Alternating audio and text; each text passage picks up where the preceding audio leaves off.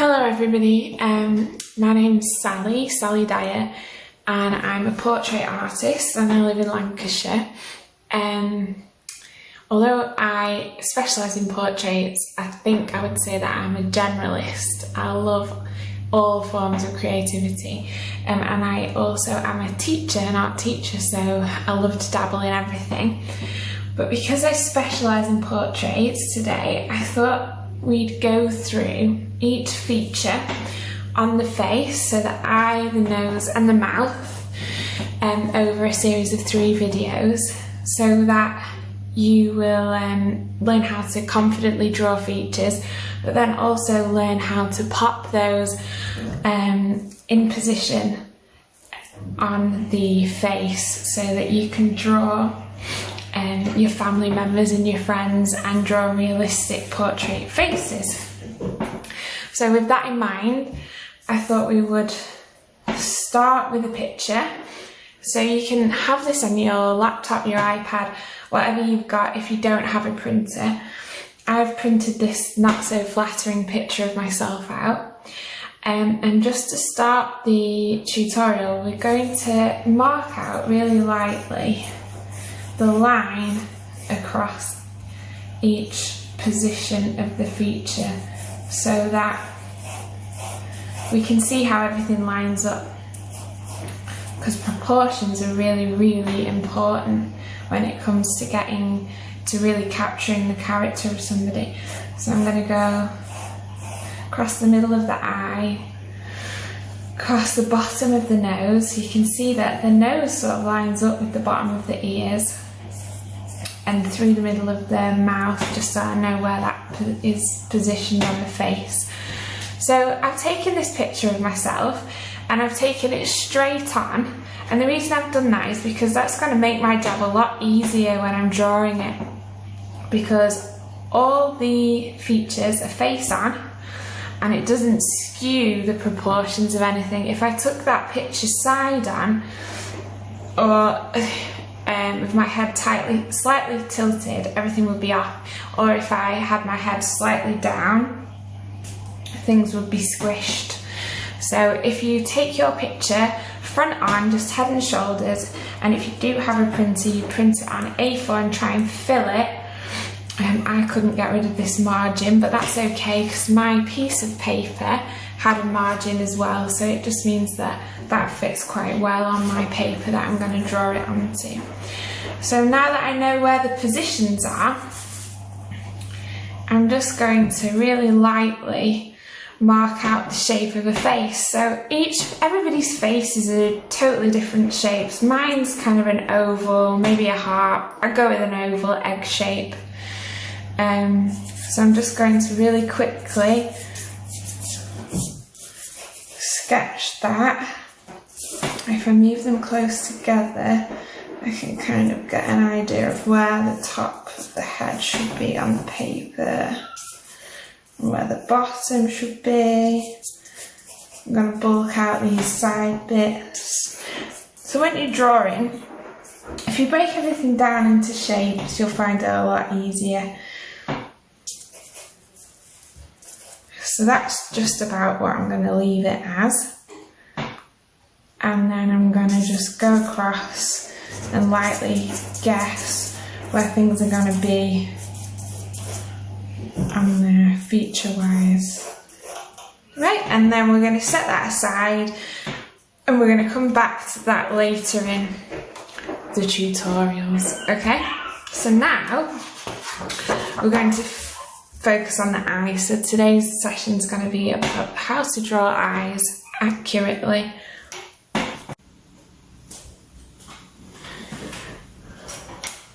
So we're going to start with the eye. What I should say is that I have a 4B, a 2B and a 7B pencil. That's because I couldn't find my 6B, but I know you've got a 6B, a 2B and a 4B, so if I'm working with the 7B, you know, you need to refer to your 6B, but don't worry about that. As you can see, the 2B is my go-to pencil because of the size. I just think you can create quite a nice range of tones with this, and so it's my favourite to get going with. So my eye, I would say, is kind of an almond shape. Everybody's eyes are a different kind of shape, so try and establish that before you get started. I'm going to first set off with this top line to the eye. So I'm going to go up,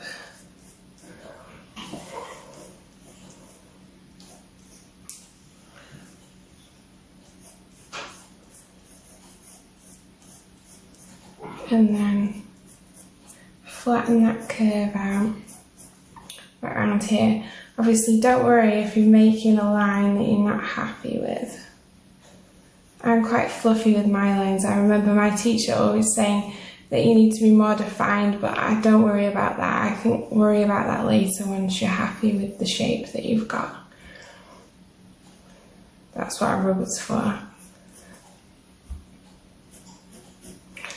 Right, so I think I've got that. This is my tear duct here in the corner. There we go. Bring that up a bit maybe. And then I'm going to do the fold of my eye at the top.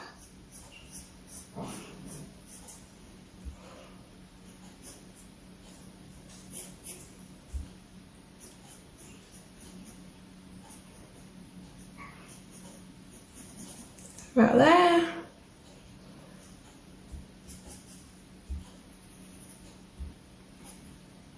And then I'm going to put in the iris. So the iris we know is round, but my eyelid is just cutting off the top of that, so I can only see the bottom. So I'm going to make sure that I represent that as well here. So I'm going to go nice and round, get that nice round bottom bit in, and come up to a point where the top of it is cut off, so that you can see my heavy eyelid there. Now I've got that in, I feel like this space is looking quite big. Maybe that's because my eyelashes are just cropping that off, so I'm just going to adjust that line slightly, like that. And then I've got the shadow here of the eyeball because it's round. So we've got some nice grey tones here in the corner. I'll pop in my pupil. Now my pupil's quite big. That's because I had lots of natural light in this photo, which is really important for when you're taking yours, because I think that these glints in the eye really bring it to life when you're getting your drawing done. So if you can include some nice lights and darks in there. So I'll just mark out where that light bit is. Then I've got this bit here, so a bit of shading here to show the rest of the crease around the eye.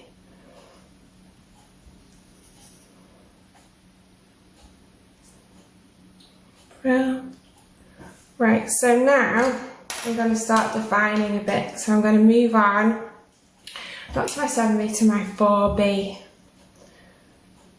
And just add a bit of darker tones in.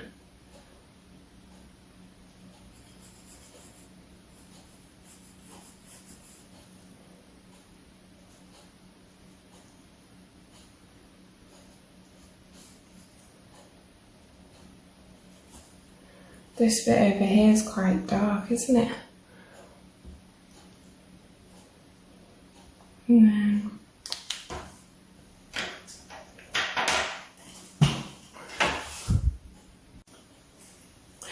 back to the 2B now. So it's really important to say that the best lookers are the best drawers. So when I'm drawing, I'm continually referring back to the photo. And don't draw what you think is there, always draw what you can see. So keep one eye on that photo.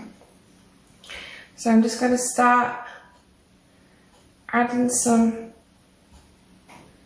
sharper lines in.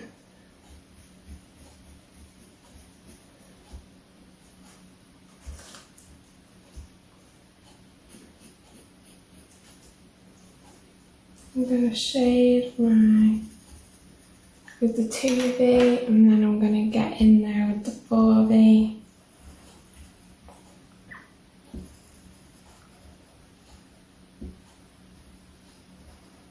I can see that the pupil actually isn't perfectly round, so I'm just trying to get these wobbly bits in at the bottom.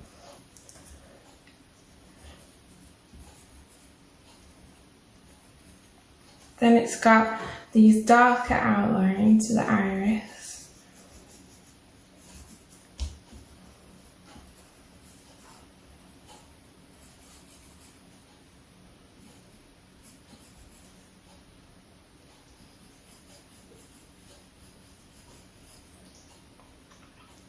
Some more shadowing at the top just to show that the eyelid is over the top of the eye,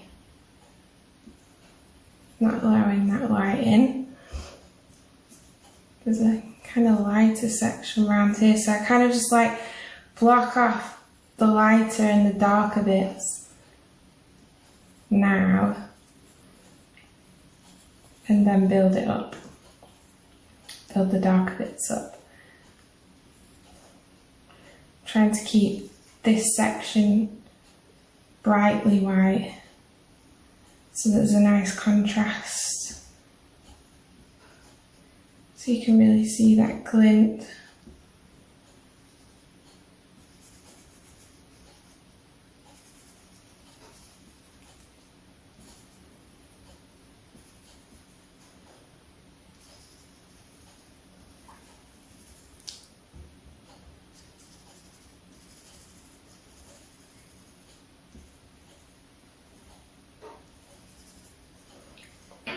I'll go in there with my 2B just to get some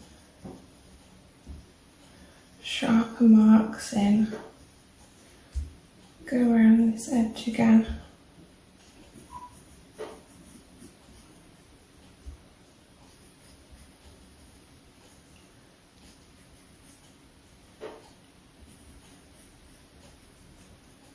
And over the top of this. I just think it like crisps it up.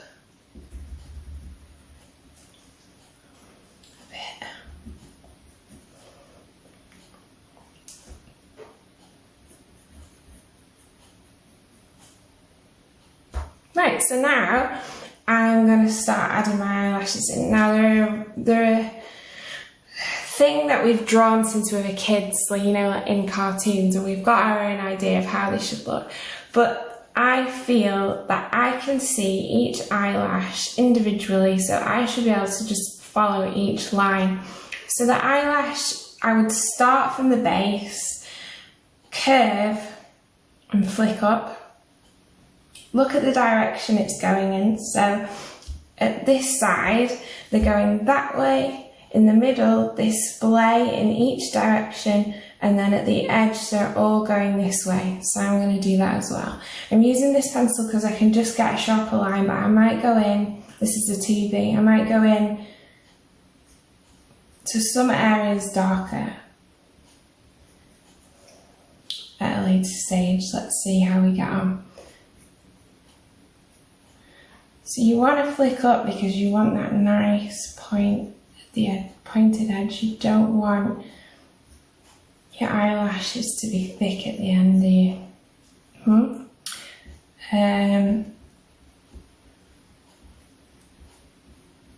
There are layers to them, so you know, I'm going to get some of that thickness in there.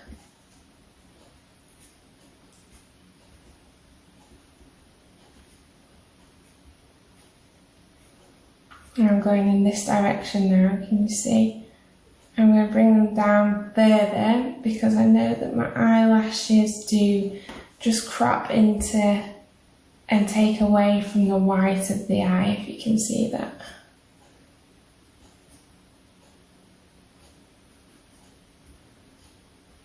It's a bit thicker there. And this one goes up and round. Like that. I'm quite chuffed with that. I'm going to add a bit of an edge to this glint, because that's, yeah, and then a bit more detail inside it. You can see, yeah, I'm a bit happy with that now. So yeah, you know, keep going back over stuff. If you make a line, you're not happy with it, that's what a rubber's for. Don't find yourself getting frustrated, and please don't start again. Like the amount of layers it takes to get a drawing or a painting that I'm happy with, my students never believe me. They're always wanting to screw up the work and throw it away, but I know we're all perfectionists naturally as artists, but that is not the way to go. Sometimes there are happy accidents as well. So I kind of cross-hatched my shading around the eye. I'm going to shade in over the top of my eyelid here because it is a bit darker, a bit around here as well over the eyelashes. Then I'm going to shade, probably with my 4B because it's just a bit softer, around the pink, you know, this pink line under here. Right, and then I'm going to go back with my 2B just to get the bottom eyelashes. Now these don't start from here, they start just from where that pink line under your eye would be. And these again go in a curved flick. Some of them are going in funny directions, some of them start lower than others. Just try and get that variety in there.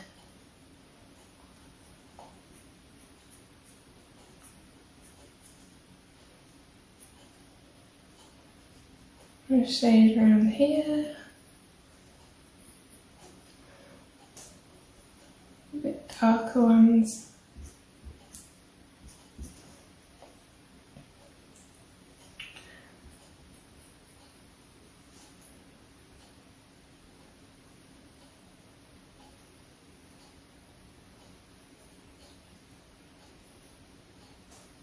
Now I'm going to do a bit of shading under the eye, just to give it a bit of context, get some of those little wrinkles in. Show some of the dips in the face, just to show where it's situated, get this bag, these dark bags in.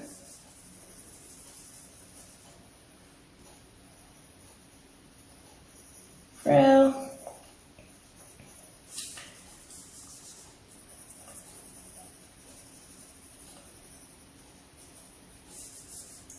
Going with my 4B a bit softer, a bit darker around here.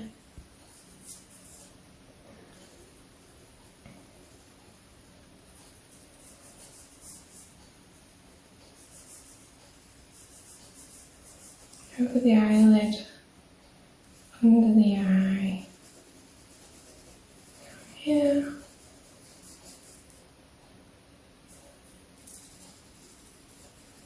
So can you see how I'm just back and forth with my pencil, back and forth, really lightly, just on the side, no pressure really to the pencil. Right, I think I'm happy with that now. So what I'm going to do is, I'm going to do a few more little sketches, fill my page, think of how your sketchbook would look, lay it out nicely, and then we are going to add some eyes to our face that we drew at the beginning of the session. Alright? Okay, so just to round the video up, I have done a couple more sketches of eyes. I've done just my little testers with the different pencils that I've been using. I've done a little title. I'm just thinking about how you would lay your page out in those sketchbooks that I know you've been given. I also thought about maybe you could do some time drawings just to test your limits, see how much detail and information you can get in a certain amount of time. I also find that that's really useful for establishing your own style. just setting those boundaries means that maybe you'll use your pencil in a different way, you'll make different marks, and you'll find things out about yourself as an artist.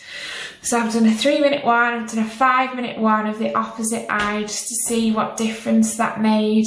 I'm really happy with that. So then I have moved on to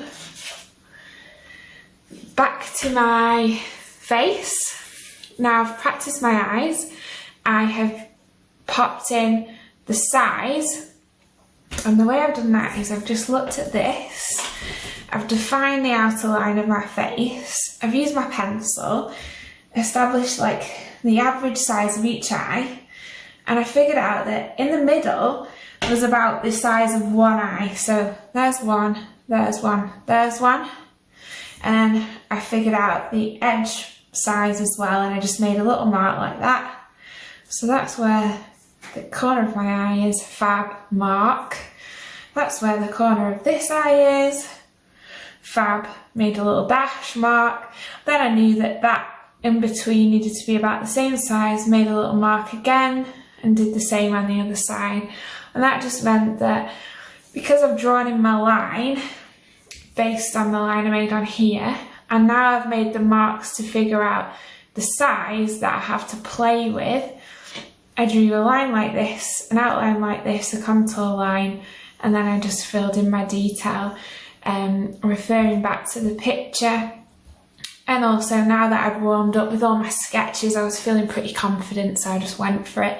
So we'll be able to finish off this other eye, and then during the next video we'll work on noses, and we're just going to work our way down the face until we've got a full face.